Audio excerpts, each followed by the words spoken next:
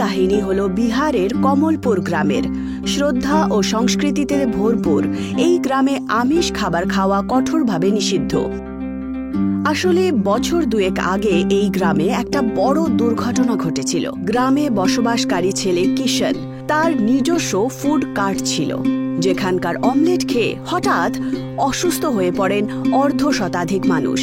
আর তাদের অবস্থা এতটাই খারাপ ছিল যে 6 থেকে 7 মাস ধরে তাদের চিকিৎসা চলছিল। কিন্তু পরে ভগবানের কৃপায় সবকিছু ঠিক হয়ে যায়, আর তখন থেকে সবকিছু ঠিক হয়ে যায়। আর কমলপুর গ্রামে শুধু ডিম নয়, আমিষ খাবার সম্পূর্ণ নিষিদ্ধ হয়ে যায়। ছি ছি ছি, এই পৃথিবীতে কি হচ্ছে? কি যে বলি তোমাকে, কি হয়েছে? একটু আগে আমি একটা রেসিপি দেখলাম, চিকেন কাবাব। আরে চিকেন কাবাব, এটা আবার কোনো খাবার জিনিস নাকি? হ্যাঁ, একবার দেখি আমার মনটা পুরো খারাপ হয়ে গেল। কি হয়েছে গো, তুমি কেন ওর ওপরে রাগ করছো? চলো একটা কাজ করি, মোবাইলটা আমাকে দাও, আমি রেখে দিচ্ছি। তখন কমলপুর গ্রামের মানুষের অভ্যেস এমনই ছিল, কিন্তু তারা বলে না, পরিবর্তনই জীবনের একমাত্র স্থায়ী নিয়ম। তাই এখন কমলপুরের পরিবর্তনের সময় এসে গেছিল, এবং এটি গ্রামে আসা একজন নতুন সদস্যের সাথে শুরু হয়েছিল, যিনি একজন বৈজ্ঞানিক ছিলেন। বেশ ভালোই পরিষ্কার করেছো তুমি, আগে ধন্যবাদ। আচ্ছা শোনো, এবার তাড়াতাড়ি দোকান থেকে আমার জন্য 4টে ডিম নিয়ে এসো, আর খুব ভালো একটা অমলেট বানিয়ে দেবো। কিন্তু কি, আমি ডিম নিয়ে আসবো আর আপনার জন্য অমলেট তৈরি করবো? হ্যাঁ একদম, এতে অবাক হওয়ার কি আছে? আসলে ব্যাপারটা হলো যে এই গ্রামে আমিষ খাওয়াটা মানা রয়েছে। কে, কেন? আসলে ব্যাপারটা হলো যে 2 বছর আগে আমাদের গ্রামে খাবারের গাড়িতে অমলেট তৈরি করা হয়েছিল, আর অদ্ভুত ঘটনা ঘটেছিল। ওই অমলেট থেকে গ্রামের প্রায় 50 জন অসুস্থ হয়ে পড়েছিল। প্রায় 6 মাস পর্যন্ত ওদের চিকিৎসা হয়েছে। কে, 6 মাস? এই তুমি মিথ্যে বলছো কিন্তু। না না বৈজ্ঞানিক বাবু, আমি সত্যি বলছি, কোনো রকম মিথ্যে নেই এতে। কি জানি ওই ডিমের মধ্যে কি ছিল, গ্রামের লোকজন এক এক করে এমনভাবে অসুস্থ হয়ে পড়ছিল যে কি বলবো আপনাকে। আর সেই দিন থেকে আমাদের এই কমলপুর গ্রামে ডিমের ওপরে নিষেধাজ্ঞা জারি হয়। আর শুধুমাত্র ডিমের ওপরই নয়, বরং পুরো আমিষ খাবারের ওপরেই। আরে এইসব বাজে বাজে কথা, এটা আবার কখনো হয় নাকি? আরে অমলেট থেকে রোগ ছড়িয়ে যাচ্ছে, ওই খাবারে নিশ্চয়ই কোনো গন্ডগোল ছিল। হ্যাঁ সেটা হতেই পারে, কিন্তু এখন এই কথাটা গ্রামের লোকেদেরকে কে বোঝাবে বলুন তো? রামুর কথা শুনে ব্রহ্মকান্ত খুব অবাক হলেন। গ্রামে কতগুলো দোকান ঘুরেছেন তা তিনি নিজেই জানেন না, কিন্তু ডিম বা মুরগি কিছুই পাননি তিনি, কিছু না।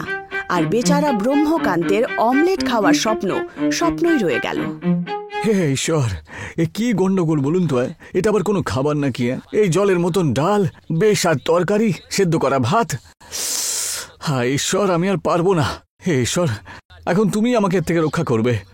বিচলিত ব্রহ্মকান্ত ঈশ্বরের কাছে অভিযোগ জানাচ্ছিলেনই, তক্ষুনি তার চোখ পড়ে সামনে চলমান টিভিতে।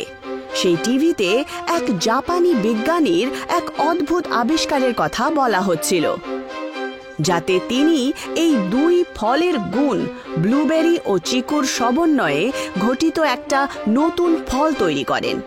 আরে বাহ, এ তো বেশ দুর্দান্ত প্রয়োগ। আমিও বরং এরকমই কিছু একটা অদ্ভুত আবিষ্কার করে দিই। ব্রহ্মকান্ত টিভিতে যে আবিষ্কার দেখেছিলেন তাতে তিনি দারুণভাবে অনুপ্রাণিত হন। তিনি ভাবলেন, আমি কেন এমন কিছু করি না যাতে আমি একটি অমলেট পেতে পারি এবং কেউ এটি সম্পর্কে জানতেও না পারে। পরের দিন খুব ভোরে ব্রহ্মকান্ত পার্শ্ববর্তী গ্রামে চলে যান। সেখান থেকে নিঃশব্দে 1 বালতি ডিম নিয়ে আসেন, আর তার সাথেই কিছু নারকেলও নিয়ে আসেন। চলো, শেষমেশ সমস্ত জিনিস নিয়ে নিয়েছি, এবার আমার কাজে লেগে পড়তে হবে। ব্রহ্মকান্ত তার অভিনব আবিষ্কারের সূচনা করেন। তিনি তার ল্যাবে ডিম এবং নারকেলের নির্যাস একসাথে মিশ্রিত করেন এবং সেই মিশ্রিত নির্যাসটি একটি খালি নারকেলে ঢেলে দেন। তারপর সেই নারকেল মাটিতে বপন করেন, আর এখন উনি অপেক্ষা করছিলেন পরিণামের। বেশ কয়েক মাসের ব্যাপার, তারপর দেখো সমস্ত গ্রামবাসীর অবাক হয়ে যাবে। আমার পৃথিবীতে অনেক নামও হবে, আর এক ঝটকায় সবকিছু নতুন অমলেট খাওয়ার সুযোগ পেয়ে যাবে। বাহ, সর্বোপরি ব্রহ্মকান্ত তার আবিষ্কারে খুব খুশি হয়ে গেছিলেন। তিনি নিশ্চিত ছিলেন যে এই অনন্য পরীক্ষাটি সফল হতেই চলেছে। দিনে দিনে নারকেল গাছ বড় হতে লাগলো, আর তাই বাড়তে লাগলো। ব্রহ্মকান্তের আশাও আস্তে আস্তে বেড়ে যায়। গ্রামে আস্তে আস্তে ফিস আর গুজব ছড়াতে শুরু করে দেয়। কি হয়েছে রামু, কি হয়েছে? আরে কি আর বলি কিষণ দাদা, সবকিছু ঠিকঠাকই রয়েছে, চাষবাসও বেশ ভালোই চলছে। আর তার সাথে যে নতুন বৈজ্ঞানিক এসেছেন না, ওনার বাড়ি সামলানোর একটা কাজ পেয়েছি, ওনার সাহায্যেই সবকিছু চলে যাচ্ছে। যাক, এ তো বেশ ভালো ব্যাপার। এর থেকে তো তোমার বেশ ভালো রোজগারও হচ্ছে এখন। হ্যাঁ, সেটা তুমি বলতেই পারো। আচ্ছা, একটা কথা জিজ্ঞাসা করার ছিল তোমাকে। হ্যাঁ হ্যাঁ, বলুন না। শুনেছি যে তোমার ওই বৈজ্ঞানিক সাহেব নাকি কোনো বড় অদ্ভুত কিছু একটা আবিষ্কার করছেন। কি আর বলি এখন তোমায়, কিছু একটা করছেন ঠিকই, সারাদিন শুধুমাত্র ওই ওনার প্রয়োগশালাতে পড়েই থাকেন, আর কখনো কখনো বাগানে ঘুরে বেড়ান। কিছু একটা করছেন বই কেউ নেই, কিন্তু আমি কিছুই বুঝতে পারি না। এইসব পড়াশোনার লোকজনের মাথায় কত কিছু যে চলে কে জানে। তা তুমি ঠিকই বলেছ। ব্রহ্মকান্তের প্রত্যাখ্যান নিয়ে অনেক কথা হচ্ছিল, কিন্তু সেসব বিষয়ে প্রশংসা কম ছিল, আর ব্রহ্মকান্তের বুদ্ধি নিয়ে বেশি প্রশ্ন উঠছিল। আর হবে নাই বা কেন? অমলেট খাওয়ার জন্য কে নারকেল গাছ বপন করে? অবশেষে দীর্ঘ প্রতীক্ষার পর ব্রহ্মকান্তের দখলে থাকা একটি নারকেল গাছে নতুন নারকেল দেখা দিতে শুরু করে।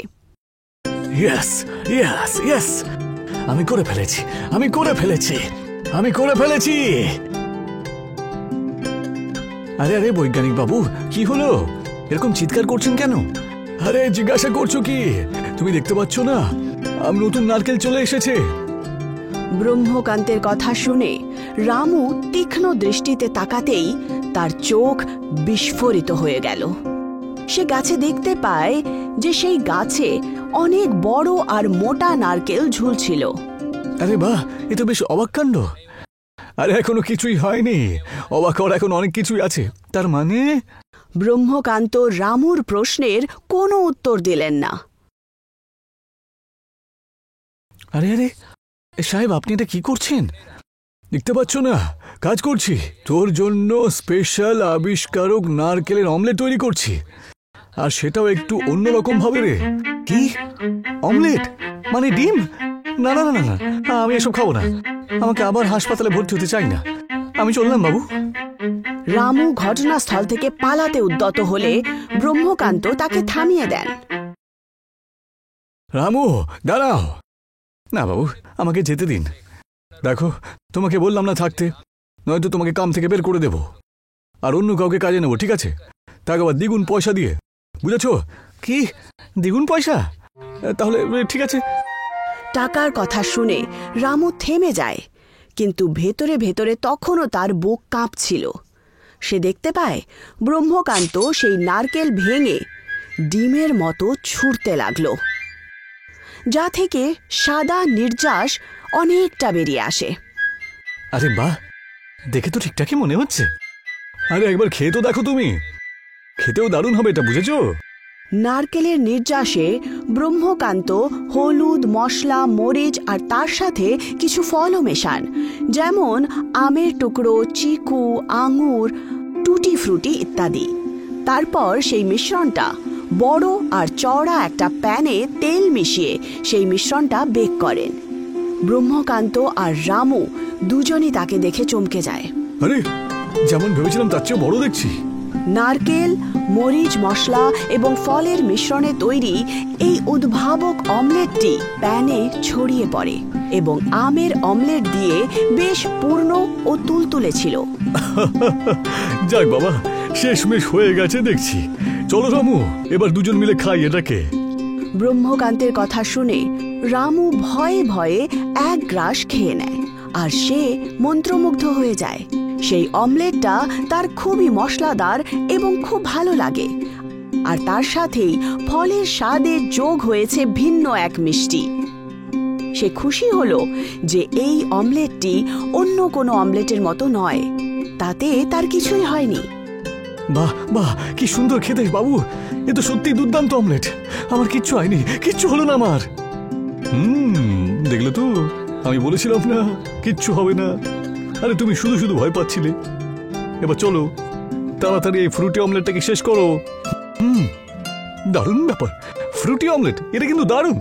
ব্রহ্মকান্তের কথায় রামু খুব খুশি হয়, আর তার সাথেই ব্রহ্মকান্তের এই সফল আবিষ্কারের আলোচনা চারদিকে ছড়িয়ে পড়ে।